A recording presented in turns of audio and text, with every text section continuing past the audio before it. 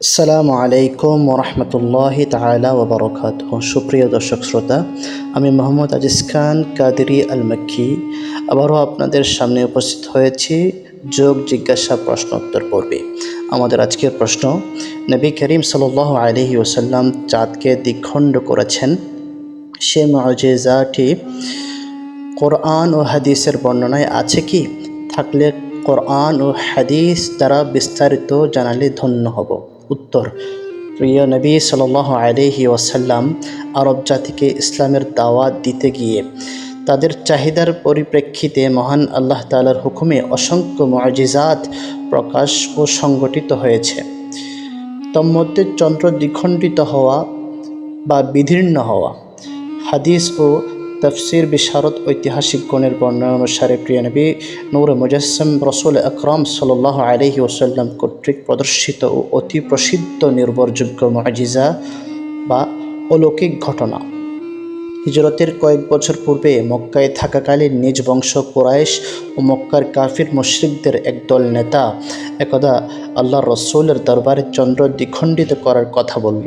তাদের মধ্যে আবু জাহেল, ওয়ালিদ বিন মুগীরা, আস ইবনে ওয়াইল, আস ইবনে হিশাম, আসওয়াদ ইবনে আব্দে ইয়াগুস, আসওয়াদ ইবনে মুত্তালিব, জামআ ইবনে আসওয়াদ ও নজর ইবনে হারিস প্রমুখ কাফের নেতারা ছিলেন।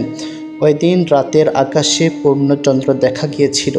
সে মুহূর্তে তারা বলল, আপনার নবুয়তের দাবি যদি সত্য হয়ে থাকে তাহলে এই চাঁদকে দ্বিখণ্ডিত করে দেখান। প্রিয় নবী সাল্লাল্লাহু আলাইহি ওয়াসাল্লাম ইরশাদ করলেন, দ্বিখণ্ডিত হলে কি তোমরা ঈমান আনবে?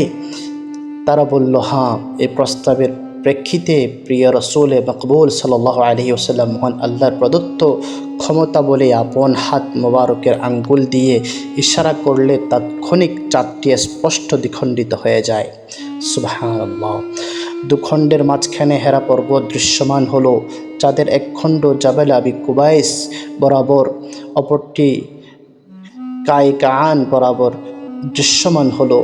ইমাম ইবনে কাসির সহ সংখ্যাগরিষ্ঠ ইসলামী ইতিহাসবেত্তাগণ এই ঘটনাকে নির্ভুল বলে মত ব্যক্ত করেছেন। এই মুআজিজাকে ইঙ্গিত করে মহান আল্লাহ তাআলা সূরা কমর অবতীর্ণ করেন, যার প্রথম আয়াত উক্ত ঘটনাকে নির্দেশ করে। মহান আল্লাহ ইরশাদ করেন, ইকতারাবাতিস সাআতু ওয়ানশাক্কাল কমরু ওয়া ইন ইয়ারাউ আয়াতান ইউরিদু ওয়া ইয়াকুলু সিহরুম মুস্তামির। সূরাতুল কমর আয়াত 1 থেকে 2। অর্থাৎ কিয়ামত অতি আসন্ন, চন্দ্র দ্বিখণ্ডিত হয়েছে, এবং যদি তারা কাফির মুশরিকরা কোরআন নিদর্শন দেখে তবে মুখ ফিরিয়ে নেয় আর বলে এটা তো চিরায়ত জাদু। সূরা আল কমর আয়াত 1 থেকে 2, পারা 27। এ প্রসঙ্গে হাদিসে পাকে সুস্পষ্ট বর্ণনা পাওয়া যায়, যেমন সহিহ বুখারী ও মুসলিম শরীফ উল্লেখ রয়েছে। عن عبد الله بن مسعود رضي الله تعالى عنه قال انشق القمر على عهد رسول الله صلى الله عليه وسلم شقتين فقال رسول الله صلى الله عليه وسلم اشهدوا رواه البخاري ومسلم। প্রখ্যাত সাহাবী হযরত আব্দুল্লাহ ইবনে মাসউদ রাদিয়াল্লাহু তাআলা আনহু হতে বর্ণিত, তিনি বলেন, রাসূল করিম সাল্লাল্লাহু আলাইহি ওয়াসাল্লামের সময়ে চাঁদ বিদীর্ণ হয়ে দ্বিখণ্ডিত হয়েছিল। তখন রাসূলুল্লাহ সাল্লাল্লাহু আলাইহি ওয়াসাল্লাম বললেন, তোমরা সাক্ষী থাকো।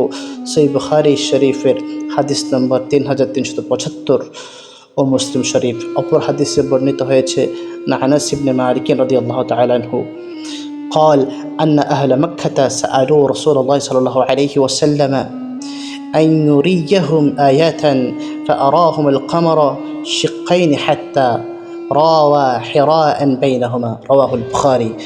জলিল কদর সাহাবী হযরত আনাস ইবনে মালিক রাদিয়াল্লাহু তাআলা আনহু হতে বর্ণিত, তিনি বলেন, মক্কাবাসী কাফিররা রাসূলুল্লাহ সাল্লাল্লাহু আলাইহি ওয়াসাল্লামের নিকট মুআজিজা নিদর্শন দেখানোর দাবি জানালে তিনি চাঁদকে দ্বিখণ্ডিত করে দেখালেন।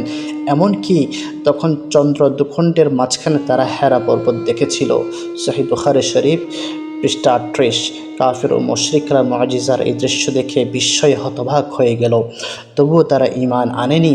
চন্দ্র দ্বিখণ্ডিত হওয়ার ঘটনা বা মুআজিজা আলা হযরত ইমাম আহলে সুন্নাত শাহ ইমাম আহমদ রাজা খান ফাদিল বেরলভী রহমতুল্লাহ আলাইহি কবিতা বা নাথের মাধ্যমে তুলে ধরেছেন। তিনি বলেন, सूरज उल्टे पाँव पलटे चांद इशारे से हो चाक अंध नजदी देख ले কুদরতে রসুল্লাহ কি।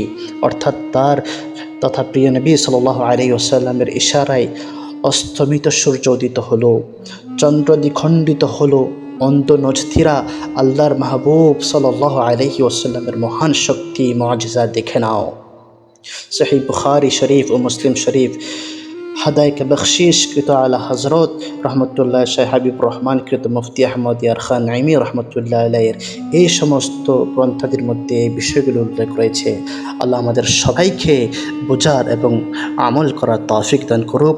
আসসালামু আলাইকুম ওয়া রাহমাতুল্লাহি তাআলা ওয়া বারাকাতুহু।